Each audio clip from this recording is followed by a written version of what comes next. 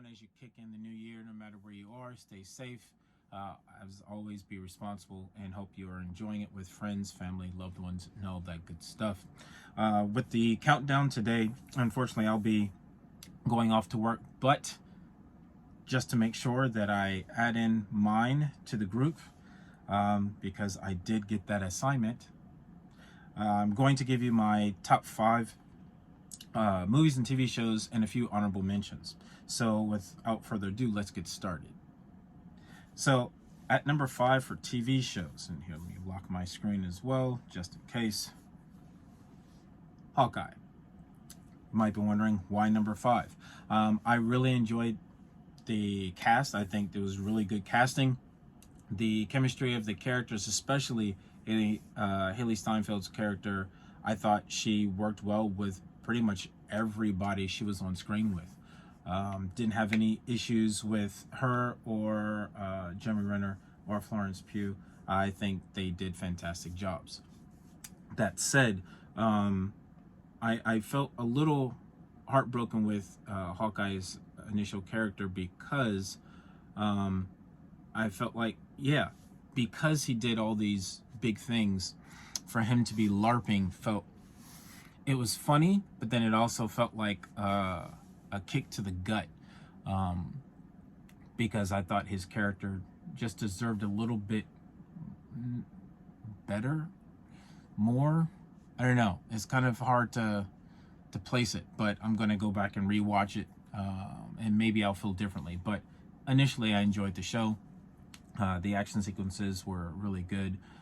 They stayed pretty true to his character, and then had some really cool surprises. Obviously, with the ending of it, I won't say just in case you haven't seen it.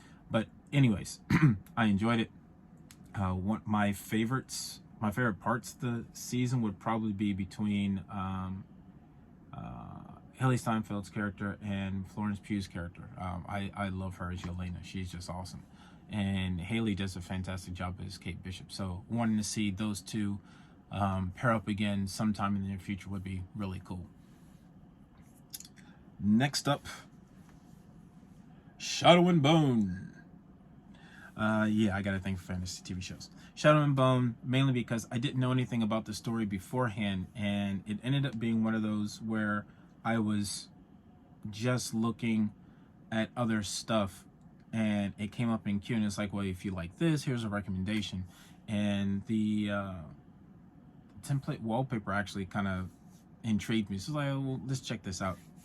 And as I start watching, there's a few actors in the background. It's like, oh, I know this actor from this British TV show, or from this fantasy TV show, or from this Marvel TV show, via Netflix. So it's like, okay, let's take a look. And I really enjoyed it. The only reason it's at number 4 is because the story is still kind of developing. And it was a coin toss between that and what's at number 3. I'll show you in a minute. But I really enjoyed it. The cast, the characters were really interesting. They take some of the tropes and, flip it on its head in a bit. And I kind of like that. I like when they steer away from, your on-the-nose stereotypes.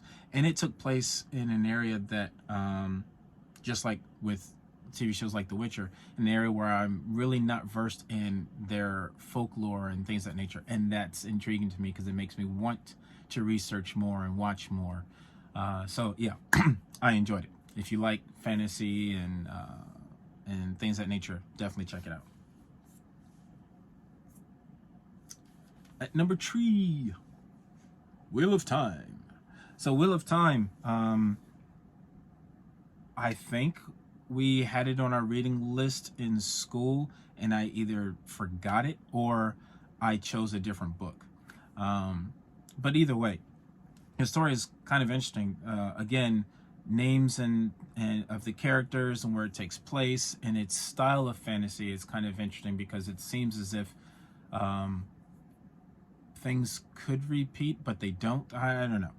Either way, anything dealing with fantasy, magic, dragons, a quest to do something and to help others, or to stop something, catastrophic from happening, Whether you're able to or it subverts your expectations doesn't matter. I think the storytelling is kind of interesting. It feels like it's growing to be a bigger and larger production, but we'll see. I'm not sure. I'm hoping there's a season 2. If what I saw was the last episode, I'm not sure. I'm hoping it's not, but if it is, hopefully there's season 2, because I'm enjoying where they're going with the story and where they're going with the characters, because the characters actually have something interesting about them, and it would be kind of cool to see how the actors grow into the characters given a second season. So here's hoping. At number 2, and actually, because I know Akasan's gonna hate this, it's technically tied for number 1 for me, but trying to stick with his rules for this time, The Witcher. Now, a lot of you might be wondering, why is it your number 2 and not your number 1? Well, it is my number 1. But for this one, the only reason that it's, and I kid you not, it's just by a hair at number 2, is because of the shortage of episodes. I'm stingy. I want more than 8 episodes. I would be so happy if next season, for whatever reason, they're like, okay, this time we'll give you 10 episodes. And I know it sounds silly, but for storytelling, sometimes it feels as if a show should have that extra 2 episodes to kind of flesh out a specific storyline, character, or situation. I'll say it like that without trying to give you any spoilers or anything. I really enjoy the show. One of the main reasons why I'd say just barely hit number 2 is because of one of the episodes reminded me of a popular movie that I do like from another studio, but you'll see it when you watch it. No spoiler. And that's number 1, because, you know, I'm subtle. Superman and Lois. Superman and Lois for many, many, many, many reasons. I'm one of those people where I have been waiting for, theatrically, for a Man of Steel 2. Not so much that it has to follow Zack Snyder's path or go away from Zack Snyder's path. It doesn't matter. What I would like to have is a follow-up of the Henry Cavill Superman doing something different storyline. You know, people want something cheery and, you know, but with a little touch of darkness, whatever. That's fine. I just think that out of the main cast of characters for the Justice League, his character, Superman in general, needs a second movie on his own. He doesn't need to have the entire Justice League with him. You know, if you have characters cameo at the end for end credit scene or whatever, that's fine. But story-wise, I think it'd be really nice and refreshing to have a standalone follow-up of his character story doing something else with maybe 1 villain. If you have 2 villains, that's fine, but just 1 villain and have a good storyline. That's all. That would be really, really nice. Yudushku. So on the TV side, why Superman and Lois? Because it felt like I was getting hints of that for what I'd like theatrically in television format. And it felt like they were saying or showing, okay, people that like this comic book or people that like this comic book and this style television show and this type of movie all summed up into one. Here you go. I would say that especially on television, Tyler is probably my favorite Superman to date. Yeah, you know, I will always have a special place in my heart for Dean Cain. Lois and Clark was just, it was cool. And Tom Welling, I mean, Smallville, come on, Smallville. Can't go wrong. But I'd say as far as taking the old with the new and mixing in something different and fresh, I really enjoyed the show. The show had lots of action in it, and emotions had me up and down through a lot of the season. Within the first few episodes, it was like heart wrenching for a lot of things.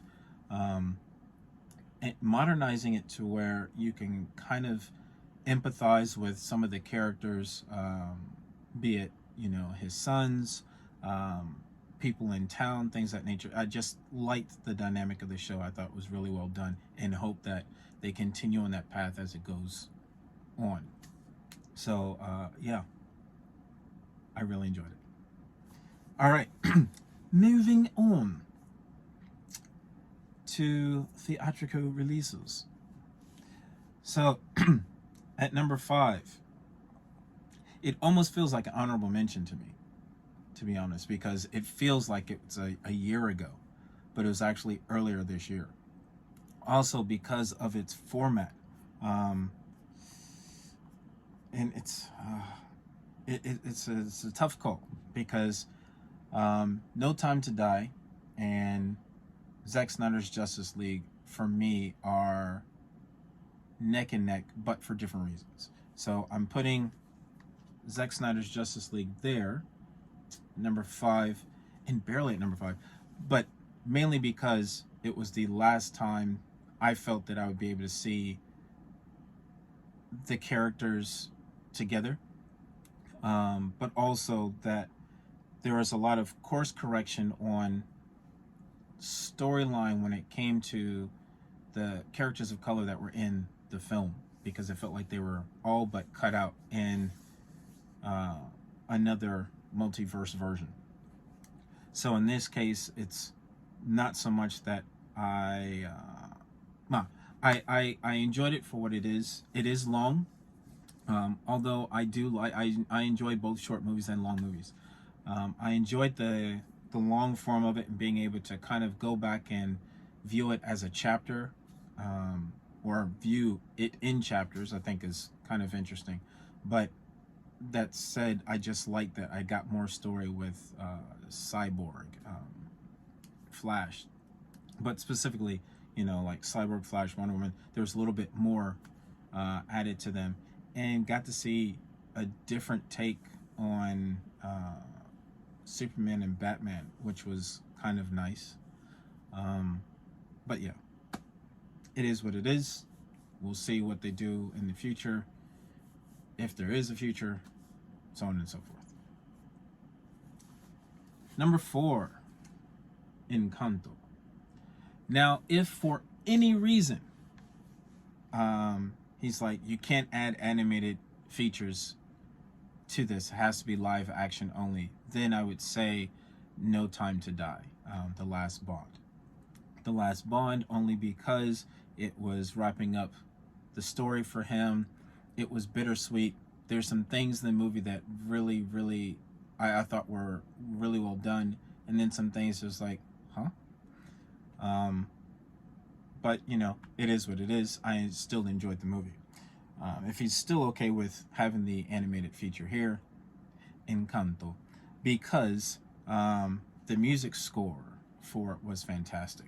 I loved how the vibrant colors, where it took place, the mix of people that were there, which I really loved, the textures of the people, to explain, outside of like their clothing and how they looked, and which I really enjoyed, because you got different types and body types and heights and everything of people there, skin tones. I freaking loved it. The hair textures of people there I thought were really well done, and yeah, I just liked it. Of course, it follows the typical trope of having some tragic end to someone's, I'm going to spoil this, someone's parent not being there, and that starts the story, because that happens with every Disney movie apparently. Not hating, just it is something that it works. I get it. I thought that some of the things that happened, not so much they were on the nose, was like, yeah, that's a reality check because that still happens. But they don't go into why a specific thing happened, which is kind of nice. And I'm also kind of like, well, why? So, nah. There's a situation that happens in the movie where the one of the main characters is telling about their history and the situation that they had to go through. There wasn't a clear-cut explanation of why it happened, but there were many lives lost, and they had to flee where they were. And that's a really real-world reality check because we still have those situations now. The only reason I'm like, well, why? Well, what happened? What was the catalyst for that? They don't really explain, and I think maybe it's also a good thing because that might be too heavy, considering it's already heavy enough. So, okay. That said, really enjoyed the film. The characters, the voice acting, the music, the score, it was fantastic. I will probably watch it again before New Year's if I can, or at least during the New Year holiday, because it was a good movie. Definitely check it out. ShangChi. So yes, I enjoyed ShangChi a lot. To this day, I still listen to the soundtrack for a couple reasons. One, I just think it was a good soundtrack. There's like 2 songs in there. I'm like, whatever. But for the most part, I enjoyed it. I did feel that it felt somewhat similar to Black Panther from a slightly different point of view, if you get what I mean. And I'm not hating on that. That's a formula that worked. I loved Black Panther, and I love ShangChi. It was just good. It had everything I wanted. It had some badass action sequences. It had a dragon, yes, because I love dragons. That, and it was introducing a new character into the MCU that I think would be interesting to see his journey, or him and Katie's journey, and see what happens. Do I ship them? No, I think it's kind of nice that they are friends, because you do have relationships between male and female that, you know, don't always end up being romantic. You know, if they eventually work into that, okay, that's fine, but I'm also okay with them being just friends. I thought it was kind of cool. That said, the soundtrack is awesome. The film it followed the old school MCU format of storytelling. So, you know, if someone's coming into it and doesn't know anything about the MCU, they can enjoy it. If someone has been following the MCU, they could still come into the movie and enjoy it. So it worked. I really enjoyed it. And Seema did a fantastic job. Just saying.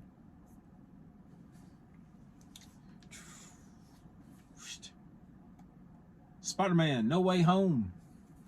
Like, why is it not number 1?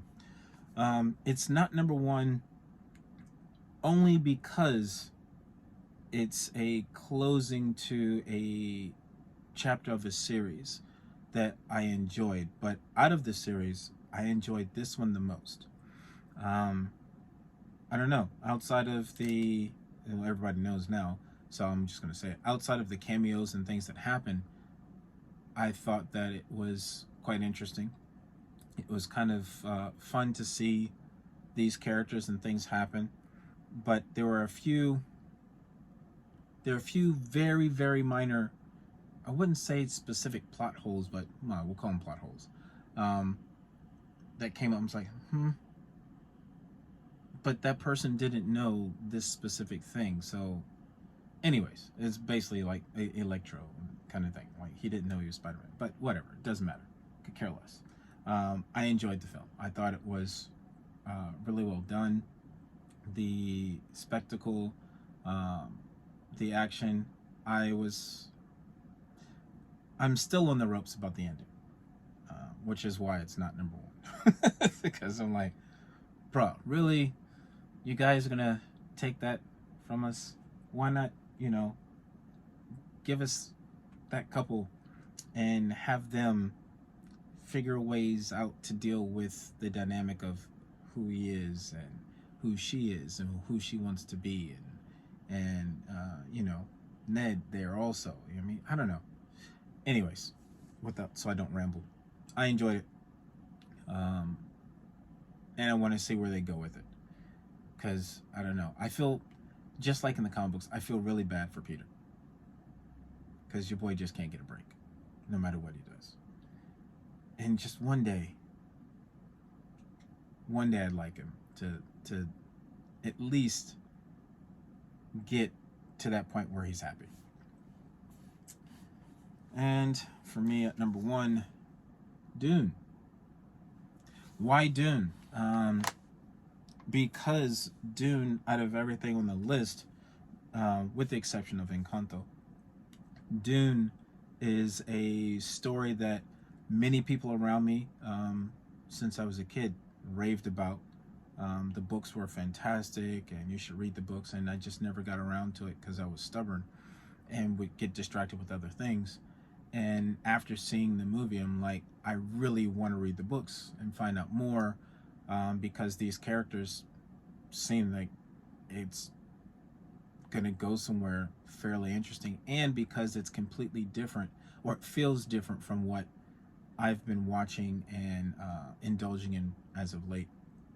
So, yeah, the scale, the music, the characters. I like the cast. I like the cast a lot. And shout out to Jason Momoa, because I mean, bruh, yeah, he warrior, hands down warrior. So let's see where the second one takes us, and we'll decide from there. But so far, yeah, that's probably my favorite. Now, on to the honorable mentions. Mentions. Okay, so as far as the honorable mentions go,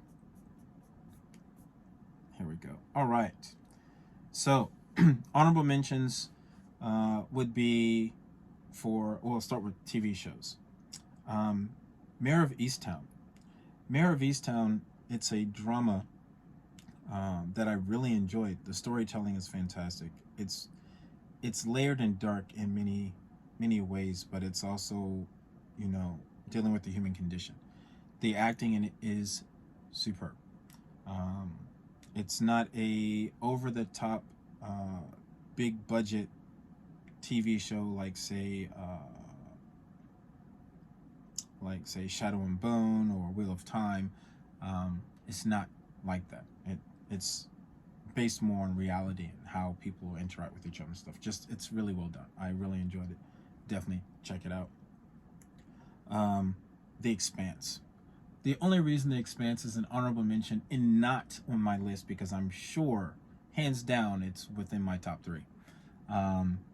Just based on its history. Because I haven't had the chance to watch it yet. Because schedule-wise, it came out later than usual, so I haven't gotten a chance to watch it. But I will be watching it over this New Year's break, if that's what you want to call it. And I'll let you guys know what I think of the season, because I think it's the final season. Another reason why I'm like, because it's short. I think it's like 6 episodes, I was told. So, whatever. We'll see. Concrete Cowboy for future films. Concrete Cowboy is a really, really good movie, also a drama, with Idris Elba, who's one of my favorite actors, hands down. Between him and Denzel, you can't go wrong. Idris Elba is in it, does a fantastic job. And also, another film that he's in with Jonathan Majors is The Harder They Fall. I really enjoyed both movies. The Harder They Fall, I enjoyed a lot. Some people were kind of fussing about, you know, the type of music that was in it. Felt that if it had more Western style music, it would have translated some of the scenes better for them. I was okay. I could see that, but I'm also okay with it not doing that, because it made it its own. But either way, I enjoyed it. Check it out. There's some nods to some people throughout our past and present history, and I think that it was really well done. I enjoyed it. Hope you all have a wonderful time. Love you. Keep it super, and see you soon.